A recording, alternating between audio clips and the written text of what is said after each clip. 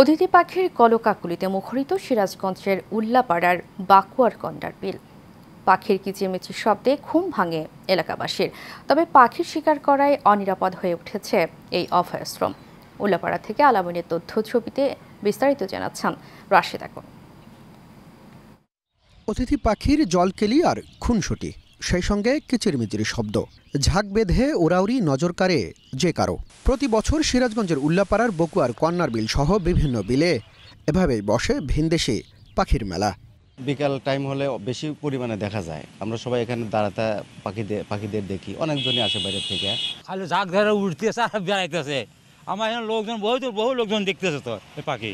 অনেক অতিথি পাখি আমাদের এলাকায় চলে এসেছে। তা আমরা এসে মাঝে মাঝে দাঁড়া থেকে দেখতেছি যে কি রে, আরে পাখি কি সুন্দর দেখা যায়।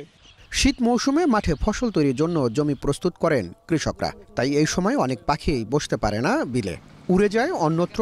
এছাড়াও বন্দুক দিয়ে শিকার করায় ধরা পড়ছে অনেক পাখি। সিরাজগঞ্জেও এই অতিথি পাখিদের একটা অভয় বা আশ্রয়স্থল রয়েছে। আমরা জানি যে এই সময়ে কিছু অসাধু ব্যক্তি রয়েছে যারা এই পাখি শিকার করে থাকে, তারা বিভিন্নভাবে জাল পেতে পাখি ধরে থাকে। আমরা চাই অতিথি পাখি আসুক আমাদের দেশে, আমাদের দেশের ঋতু বৈচিত্র্যের সঙ্গে তাদের মিল ঘটুক।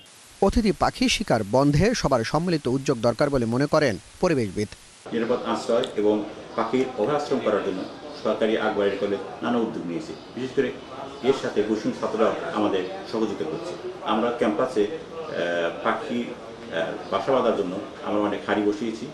বিলগুলো অতিথি পাখির নিরাপদ আবাস হিসেবে গড়ে তুলতে স্থানীয়দের এগিয়ে আসতে হবে বলে মনে করেন সচেতন মহল। Rashed Akon, Asian television.